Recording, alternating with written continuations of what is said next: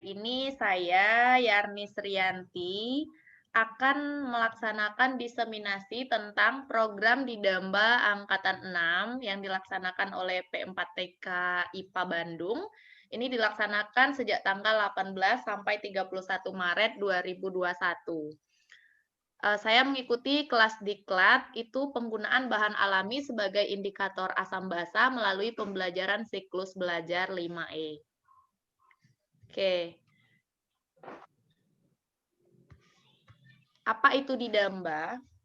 Didamba itu adalah diklat yang dilaksanakan secara daring, masif, dan terbuka. Artinya dilaksanakan secara online, kemudian bisa kita laksanakan tugasnya kapan saja, tidak ditentukan waktunya, sefleksibel mungkin bisa dilaksanakan.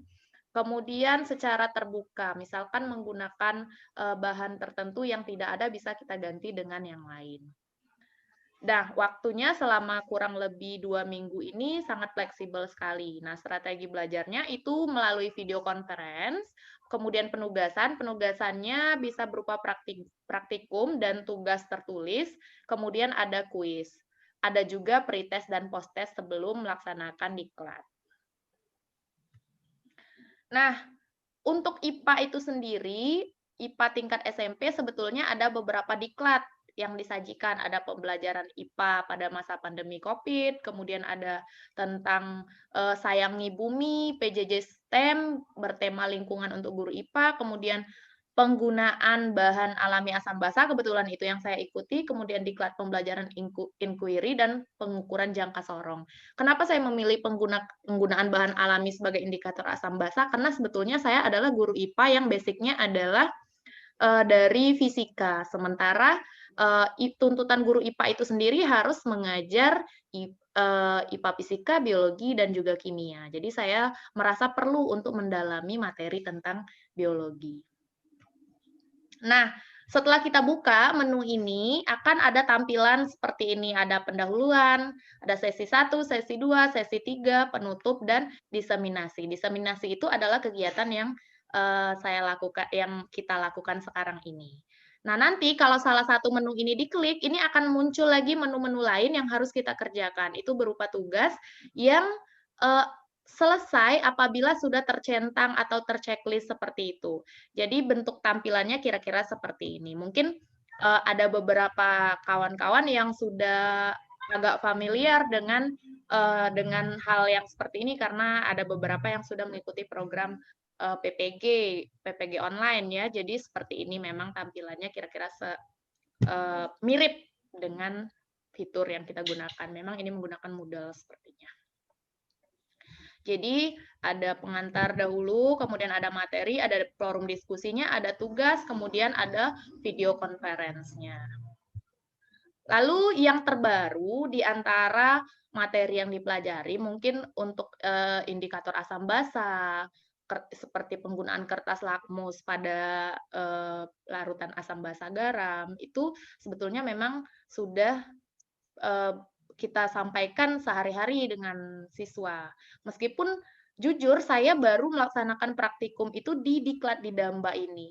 Sebelumnya tidak ada karena memang di sekolah tempat saya mengajar belum mendukung, labnya belum mendukung, kemudian dulu juga basicnya fisika, SMA juga tidak melaksanakan praktikum itu, sehingga memang di praktikum di diklat Didamba ini saya baru melaksanakan praktikum tentang asam basa. Itu suatu kejujuran atau pengalaman baru lah bagi saya sebagai guru IPA.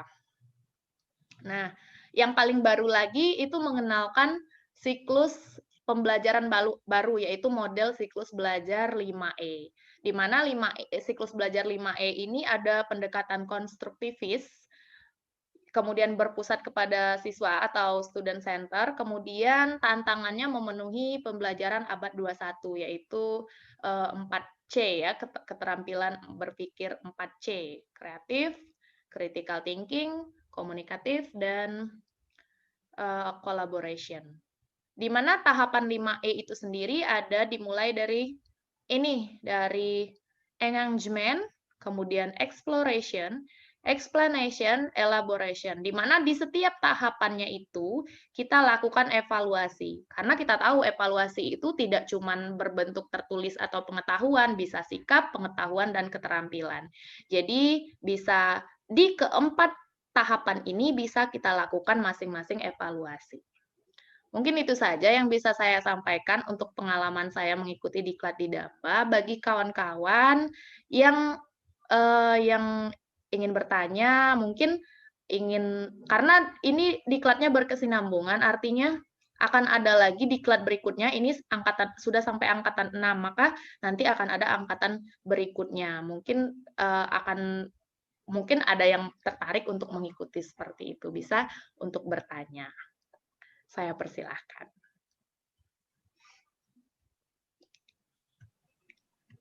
Oke, Assalamualaikum warahmatullahi wabarakatuh. Waalaikumsalam warahmatullahi wabarakatuh.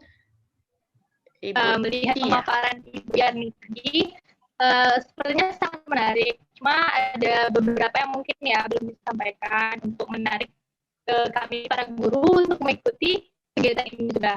Nah, ingin saya tanyakan, apa sih keuntungan mengikuti kegiatan Diklat di Damba ini untuk para guru, terusnya guru-guru yang belum pernah mengikuti Diklat sebelumnya? Seperti itu. Baik, terima kasih Bu Suci. Jadi,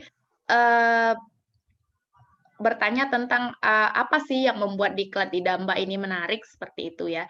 Tadi sebetulnya sudah saya sedikit sampaikan bahwa seperti yang saya sebagai guru IPA yang sudah mengajar dari tahun 2015, itu memiliki pengalaman yang baru. Karena basic saya sebagai guru IPA sendiri sebetulnya adalah dari pendidikan fisika.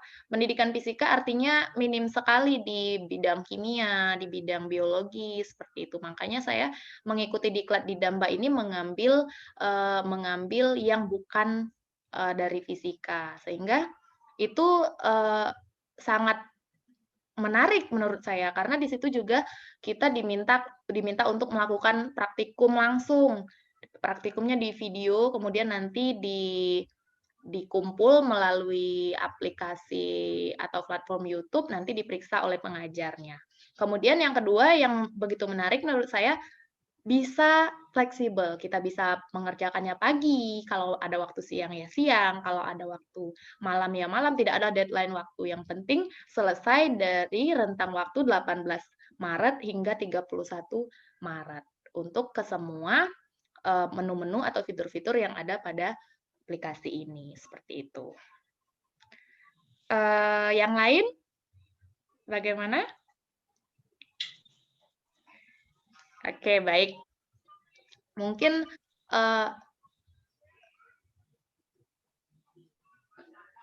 terima kasih ya, saya sebagai guru yang sudah mengikuti Diklat di Damba, mengakui bahwa sangat bermanfaat sekali Diklat ini, sangat bermanfaat sekali, menambah pengetahuan, menambah wawasan. Karena memang kita guru harus bukan guru saja sebenarnya, memang pembelajaran itu harus dilakukan sepanjang hayat. Kalau kita sudah melaksanakan atau sudah mengikuti pendidikan S1 misalnya, tetapi kita tidak menggali lebih dalam tentang ilmu-ilmu baru atau mengupdate ilmu-ilmu yang kita punya, itu akan membuat wawasan kita sedikit ya tidak ketertinggalan lah dari teman-teman yang lain, seperti itu. Jadi mungkin memang diklat-diklat seperti ini sangat baik untuk diikuti. Ada yang mau disampaikan yang lain? Oke, jika tidak, terima kasih untuk teman-teman yang sudah mengikuti kegiatan diseminasi yang saya laksanakan. Semoga ada manfaatnya. Nanti saya akan share share surat keterangan. Jadi untuk guru-guru yang sudah mengikuti diseminasi kegiatan di Damba itu akan mengisi surat keterangan, nanti akan mendapat surat keterangan yang kemungkinan akan berguna bahwa itu sudah pernah mengikuti diseminasinya. Artinya pada saat mengikuti kelas di Damba nanti itu bukan sesuatu yang baru lagi. Setidaknya sudah ada pengetahuan sebelumnya tentang apa itu diklat di Damba. Nanti saya akan bagikan di grup WA tentang surat keterangan yang mesti diisi. Itu juga merupakan daftar hadir dari kegiatan ini. Baik, terima kasih ibu-ibu sekalian. Saya akhiri. Assalamualaikum warahmatullahi wabarakatuh. Waalaikumsalam warahmatullahi wabarakatuh. Waalaikumsalam warahmatullahi wabarakatuh.